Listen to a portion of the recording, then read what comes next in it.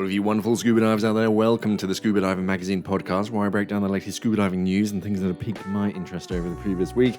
This week on the podcast, a new fear is unlocked as a woman is killed by a flying needlefish shooting out of the water, breaking down BZAC's annual diving incident report, and it seems like the number of incidents is increasing year on year, but a lot of that can be put down to just increasing, just more and more people going scuba diving, but they do reiterate that we do need to keep our safe diving practices.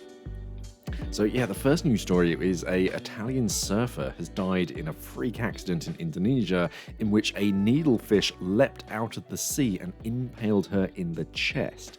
The incident occurred on the morning of the 18th of October off one of the small islands lying off the coast of Sumatra in the eastern Indian Ocean. The islands are said to have been highly rated among surfers, which is one of the reasons why she was there. She was a surfing and snowboarding instructor, and she ran a specialist tour agency called A-Wave Travel, or A-Wave Travel. She'd been staying at the Hidden Bay Resort with her partner, who was at the scene when the incident occurred. She was brought ashore, and first aid was administered as she was taken to a nearby medical center, but unfortunately it was too late. The needlefish had left a 5-centimeter deep puncture wound on the left side of her chest, and there was reportedly seawater in her lungs.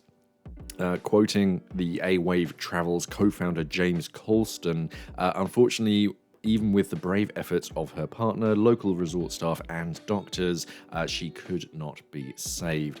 We believe she died doing what she loved in a place that she loved. Now, as scuba divers, you may have seen needlefish. They can be tricky to see. They're often right up in very, very shallow waters, sort of skimming around the surface. They're usually long, silvery, they're part of the what's it called, primitive silvery fish, kind of like family or genus, and they this one in particular belongs to the Belonidae family, and have a very long, narrow beak filled with sharp little teeth, and they can grow up to 1 meter long. They're usually found in subtropical regions, where they feed mainly on smaller fish, crustaceans, and cephalopods.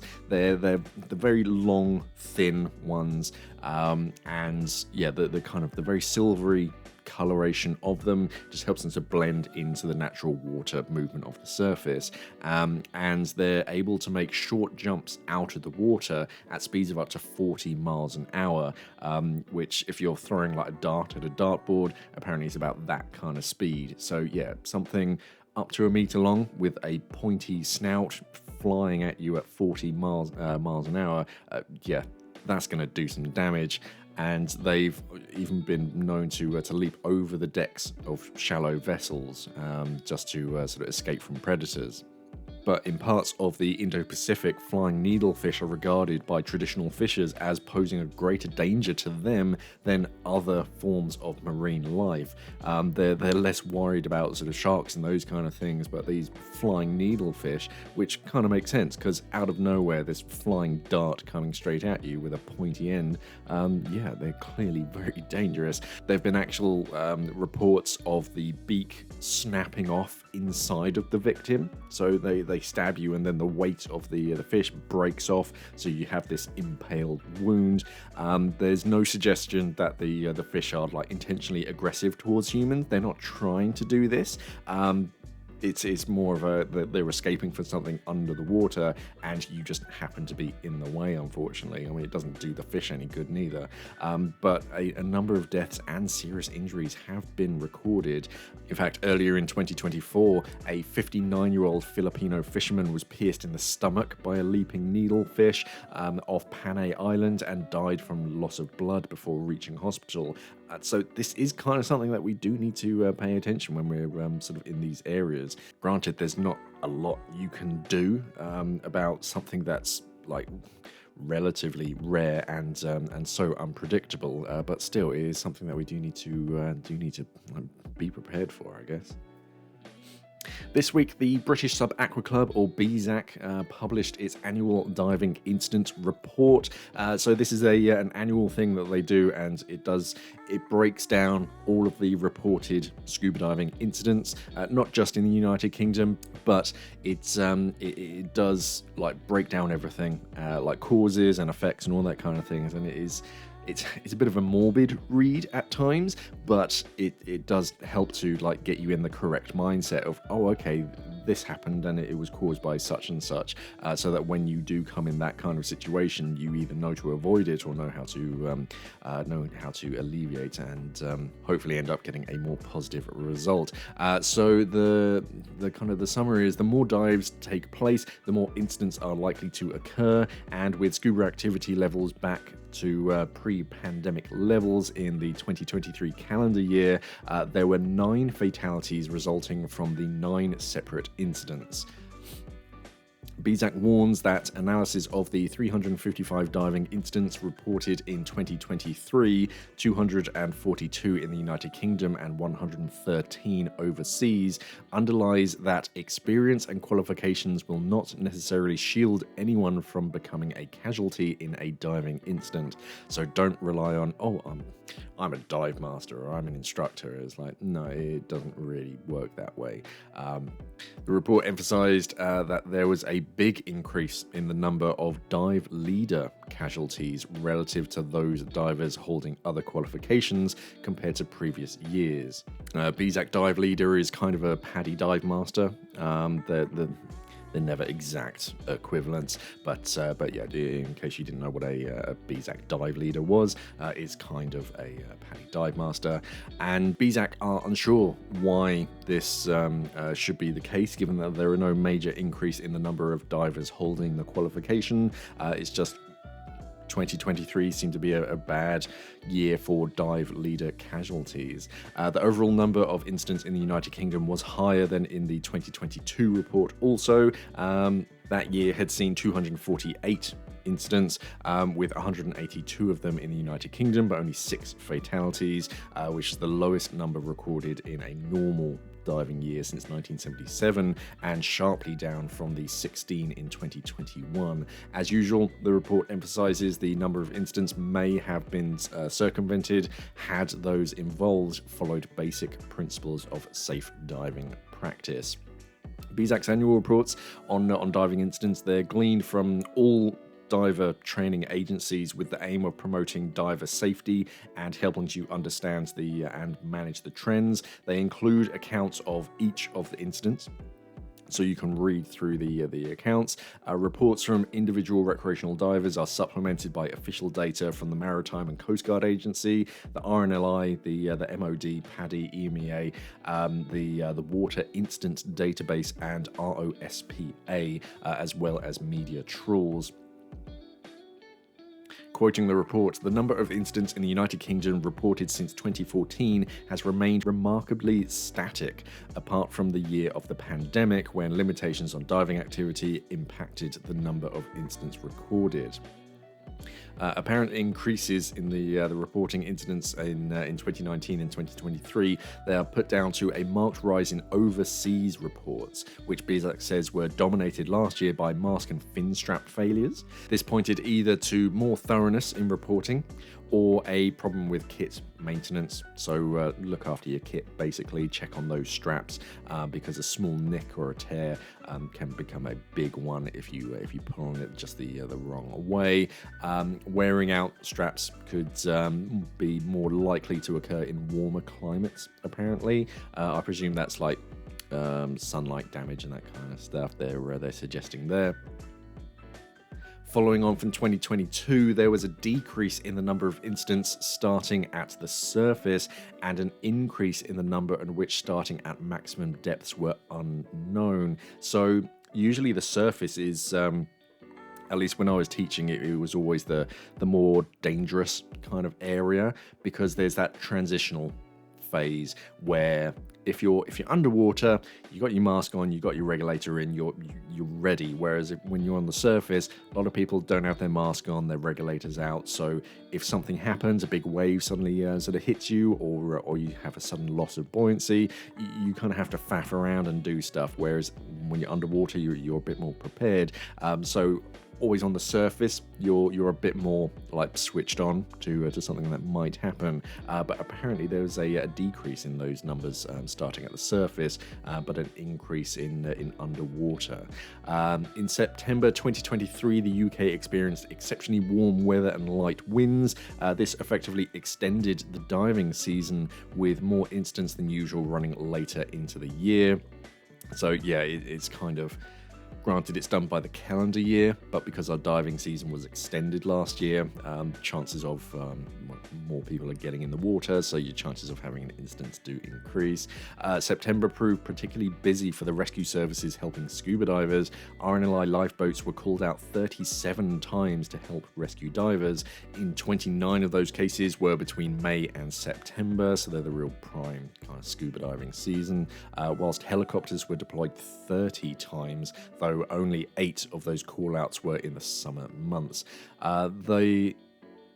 There was confirmation of conclusions from previous years that fewer incidents of DCI and fast ascents are now being reported, which is nice. Where DCI occurs, it's less likely to be associated with diving deeper than 30 meters, rapid ascents or missed stops, and this is thought likely to be a training success, with greater emphasis put on buoyancy control and dive planning than was once the case. There was an interesting section on IPOs. So further positive news is that divers are becoming more aware of the symptoms and danger of immersion pulmonary edema, the actions to take if it occurs in themselves or others, and the need to avoid returning to the water after a suspected incident until declared medically fit to do so. BZAC again attributes most of this to improvements in training programs. The training agency says that it's refined its process for identifying the criteria indicating that IPO is relevant to an incident. Awareness of the condition is the main form of defense. Quoting, "Like divers and snorkelers, open water swimmers are now also advised not to swim alone, and as a community they are increasingly cognizant of the risk of IPO." Average age of the 9 2023 fatalities was 58 years old. And over the past 10 years, the average age of divers who have died has been 8.5 years older than the diving population of the time, indicating that age is a strong survival factor. BZAC notes that whilst the average age of non-casualties recorded in the incident database has been increasing over those 10 years, in 2023 it decreased for the first time to 44 years. Further encouraging news is the finding that when rescues are needed, divers are able to deploy techniques to recover casualties to the surface and perform resuscitation with an efficiency that exceeds expectation for success in other non-clinical settings. So well done everybody for that. This is illustrated by the fact that in 83% of cases, the use of an alternate air source resulted in the successful recovery of a casualty to the surface, and in all cases where a controlled buoyancy lift was used, the outcome was a successful recovery. Where CBL, the controlled buoyant lift, was followed by the application of CPR, 1 in 3 resuscitations was successful. Where CPR was used without oxygen, 28% of casualties regained consciousness, and with oxygen, this increased to 30%. In 9 out of the 30 cases of resuscitation using a defibrillator, the casualty regained consciousness, which is very impressive figures. Quoting, "The result of this analysis is a reflection of the excellent training programs delivered by excellent diving instructors, who in turn ensure divers are well trained in rescue techniques." The report is compiled by BZAC Incident Advisor Jim Watson and Data Analyst Ben Peedy.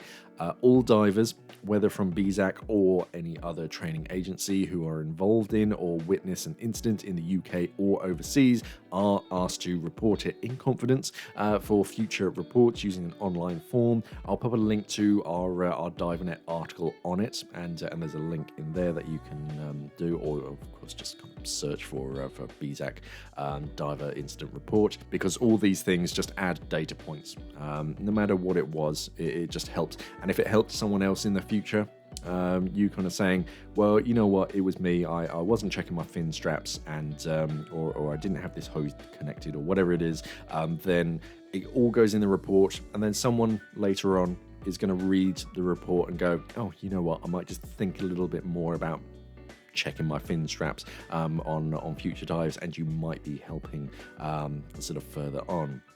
You can download and read the full report. There's even they did a video breaking down the key findings from the BZAC diving conference on their YouTube channel. But yeah, it is quite easy, and it's free, so you can check it out. And as well as reports from previous years, they don't only do the most recent one. You can go back in time, as it were, and see what's going on. It's one of those like annual traditions. Where they break down the previous year and what's happened and what to like look out for and any kind of trends. So it's one of those kind of weird reads, but if you take your scuba diving seriously, it kind of should be on your bucket list. So look up the BZAC diving incident report. The RP Flip, or Floating Instrument Platform, which was a pioneering research vessel operated for more than 50 years by the US Navy's Office of Naval Research and the Scripps Institution of Oceanography, was decommissioned in August 2023 and towed to Mexico to be scrapped, but it seems that it's going to get a new lease of life. Now think of it, when you first see it, you think it's like an oil drilling platform, but the closer that you look at it, it's like the upturned bow of a ship with some rigging arms that can hinge off of it. But word of Flip's impeding destruction reached the founder of Deep, which is a deep sea design firm developing the next generation underwater human habitats. They took over the NDAC dive site. If there's any UK divers, you probably heard of NDAC, and how a few years back there was a sudden change of ownerships to some secretive company, and then about a year or two ago, it's this company Deep came out. They're building submarines and aquatic habitats for people to live underwater. And within 48 hours, a team had been scrambled and was en route to Mexico to intercept Flip before it was destroyed. Quoting Julio Maresca, Flip's new captain, said, "The direction from our founder was quite clear: save her and don't come back without her." So there's a lot of money behind this company, Deep. Known for its unique design, this remarkable platform can flip from a horizontal position to a vertical one. It's 108 meters long, and the ability to change its orientation from horizontal to vertical gave it stability in the most tempestuous seas, making it possible to study oceanographic phenomena like sound propagation, wave dynamics, and marine life in open water. It was originally commissioned in 1962 and played a crucial role in advancing scientific understanding of the ocean, particularly in acoustics and hydrodynamics, and its contributions to oceanography remain highly significant, having enabled decades of groundbreaking research in marine science. The decommissioning in 2023 marked the end of an era for this iconic platform, which had become a symbol for innovative marine research. But unbeknownst to the world until now, this was not going to be the end, and she is now the latest vessel to join the Deep adventure. Since being saved from the scrapyard, the rescued platform has made its way from Mexico through the Panama Canal and across the Atlantic to the Mediterranean, where over the next 12 to 18 months she's going to be retrofitted and modernized in France. Kristen Turtle, who's the CEO of Deep, said, "Flip is a an iconic research platform. Anyone in the maritime research or engineering communities knows about her, and many have a war story or two. We're incredibly proud to confirm Flip's arrival in European waters. Flip is from a time of bold engineering and optimism for our futures and our oceans, an ethos Deep shares and seeks to embody. Our mission is perhaps equally bold: to make humans aquatic by enabling our species to live, work, and thrive underwater. Flip will play a key role in the deep fleet, providing a one-of-a-kind platform for ocean research and being capable of supporting Deep's Sentinel habitat deployments as part of our extended research network. We look forward to announcing her relaunch as early as 2026, and I'm thrilled to confirm that many oceanographic and research groups are already in contact to ensure access. So that's very interesting. I think the whole Deep Sentinel kind of platform, it's almost like ISS but underwater. So it's this like modular system that they can build upon, and they're planning on putting these habitats in certain areas, and they can be relocated, I think, so that you can spend more time doing research at deeper depths. And it's the old kind of Jacques Cousteau kind of underwater habitats that they're planning on making people live. Not making people, they're not going to force you to live underwater, but they think that there's a big reason to live underwater, which is going to be quite interesting. Good news for pink sea fans. They've been bred in the UK for the first time. So hopes for the future of the pink sea fan, which is a Gorgonian coral, familiar to divers in the southwest of England and South Wales. They've been boosted by the news that it has been bred in Britain for the first time. So the feat was achieved in a Project Coral Laboratory Aquarium at the Horniman Museum and Gardens in South London, where the native temperature coral species is said to be multiplying well. Pink sea fans, which can also appear as like a white or orange in colour, are found in coastal waters from Western Ireland and southwest Britain to the shores of West Africa and the Mediterranean, but they're considered under threat in the UK and IUCN Red listed as vulnerable worldwide. They inhabit waters between 10 and 50 metres deep, up to North Pembrokeshire, and as far east as Portland Bill, and they're in common in parts in South Devon and Cornwall as well, the islands of Sicily and Lundy as well. They're also present on the south and west coast of Ireland, though commonly only in Galway and Donegal Bays.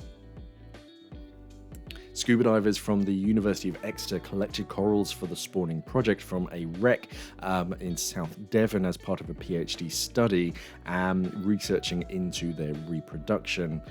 Quoting one of the students, it's absolutely incredible to witness the eggs being expelled and the larvae swimming around. This is a groundbreaking achievement and offers us a long-awaited opportunity to expand our knowledge on temperature coral reproduction, especially larval development and settlement, key areas highlighted by our group's previous work but unobserved until now. This is a big step in our understanding of the species and conservation of the pink sea fan. So yeah, that's nice, and we'll probably see more and more of these like specialist growing laboratories for specific corals, so that you can get them in like their perfect ideal growing conditions, get them to a decent size and sturdiness, and then hopefully implant them into more barren areas to increase that population in the wild. I imagine we're going to see more and more of this as these kind of successes increase. So watch this space for more. There wasn't a great deal of new dive equipment, nothing new from Fourth Element. They've been releasing quite a lot of stuff recently. I don't think I've seen anything new. Now is kind of the season. Once we get to the end of October, like November time, this is when we start to see stuff for next year being announced. Hopefully we can get back into, after like, I think it was really COVID that kind of screwed. It was kind of before COVID, but where there were like supply chain issues were starting, and then COVID really knocked the entire industry for six. And it used to be November time, you'd start to see this is what this manufacturer is bringing out and releasing for next year, and then February time you start to see it on shelves. Don't really have that now. It's kind of, this is what we're planning to release next year, and some things make it, some things don't. It just depends on whether they can get their numbers up. I mean, Apex announced their RK4 fins, and there's a handful out there. I still can't get my hand on a sample to try it out, but yeah, it's one of those things where I'm sure they'd love to get more out on the market, but it's just supply chain issues. So yeah, but I don't think I've seen anything new or exciting as far as dive equipment. So let's jump into some Ask Mark questions. JMB5441 asking about scuba diving liveaboards. Can my wife go with me even if she doesn't dive? Yeah, if she enjoys, it'll basically be a cruise on a yacht for a week where you, I presume husband, disappear for a few hours each day, which you might enjoy. Yeah, I mean, they got sun loungers, they got patchy Wi-Fi depending on where you are, sun usually depending on where you're going, and yeah, drinks, food, snacks, all that kind of stuff. If she's into like audiobooks and or actual tangible books, then yeah. I think you can get, in some cases, it depends on the tour operator, a reduced rate for a non-diver. But yeah, non-divers are more than welcome to come on diving liveaboards. JB-42, what do you recommend for removing, resolving slight verdigris and or surface rust on regulators? A mild vinegar solution, ? Yeah, pretty much. Rust is kind of rare on regulators. We don't use a lot of steel on our regulators. There are a handful out there, and some of the parts might be steel. I've seen some like circlips and stuff that go rusty, but you do get verdigris, which is like that green kind of build-up stuff, and yeah, a mild acid solution will break that down. Try and go like easy at first. Keep it quite diluted, and just with a gentle toothbrush, just give it a scrub. Dip the toothbrush in the acid, give it a scrub. If that doesn't do it, then you can slowly up the concentration, because you don't want to go too hard too fast. But yeah, acid to get rid of verdigris, or just get them serviced. Really get some replacement parts in there. Adrian Othamazi. I own a Sunto Eon Core. It's a good dive computer overall, but I have difficulties to see the screen in sunny conditions, especially outside the water or shallow dives. Does anyone face the same issue?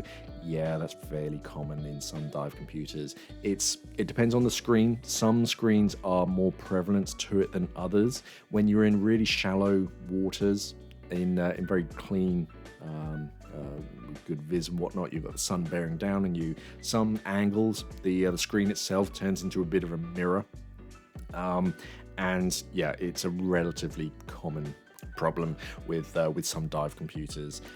It's easily rectified, just as you would with your like mobile phone when you're trying to show someone a picture or something out in a sunny condition. You just kind of cup your hand over the screen to create a shadow. I just do the same with my dive computer.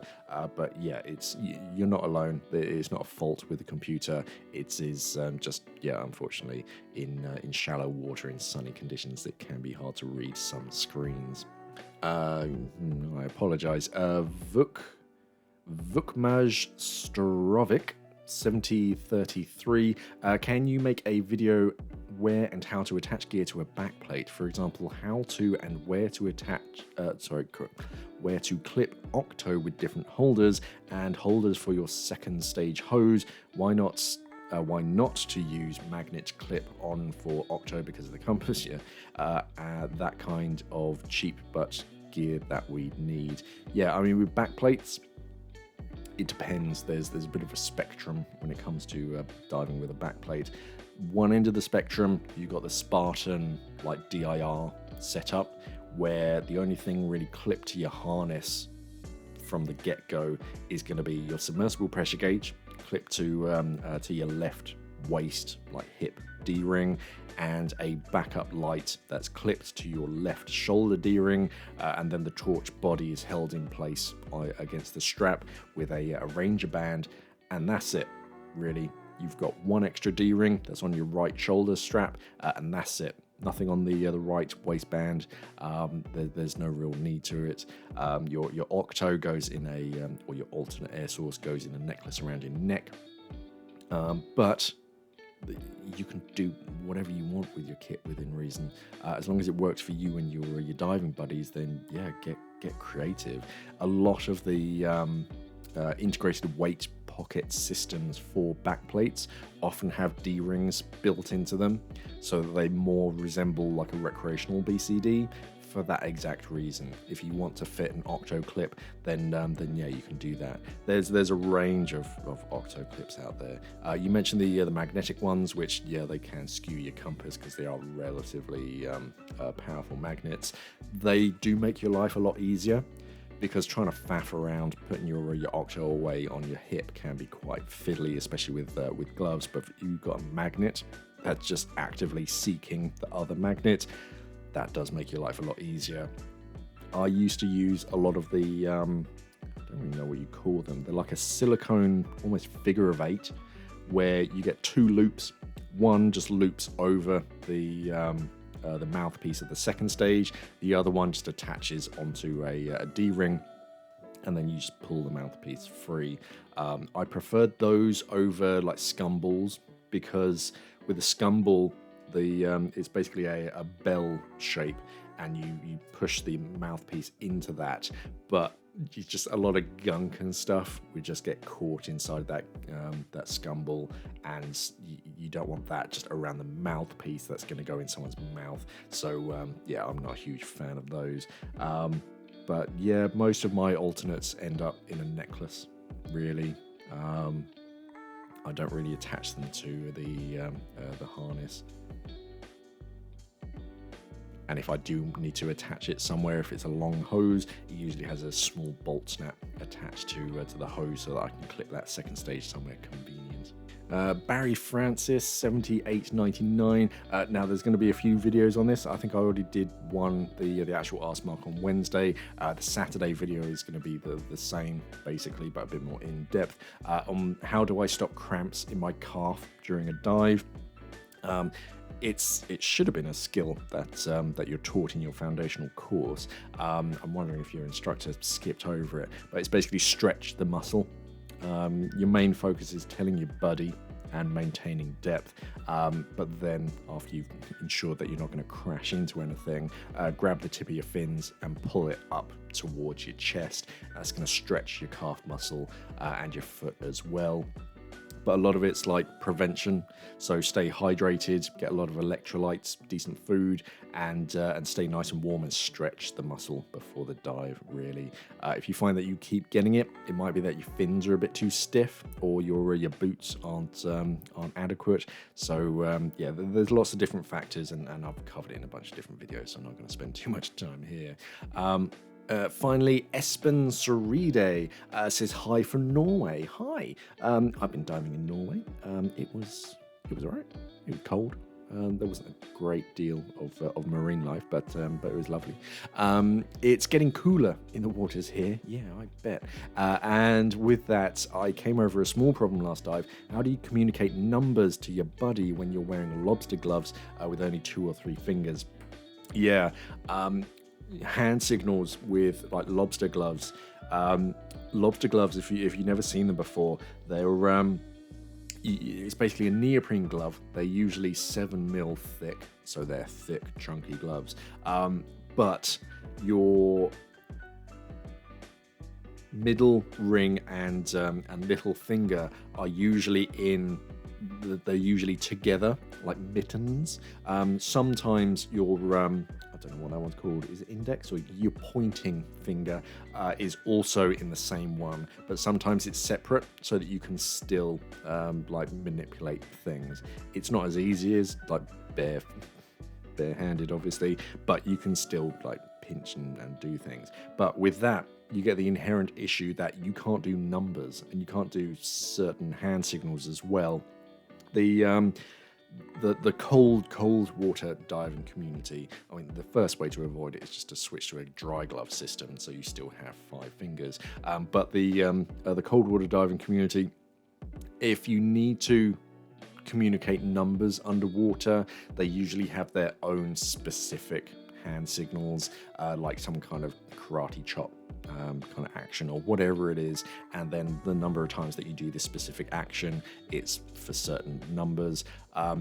Alternately, just show them your gauge, your dive computer, whatever it is. If you're asking about something like how much pressure have you got in your cylinder, just show them the SPG. They can read it themselves, and that way you don't have to communicate numbers. Or if you have like wet notes or something, you can write down the numbers all on one page and then just point to them in turn. So 1 to 0, and then just point 1 to 0. Otherwise, yeah, it gets kind of complicated.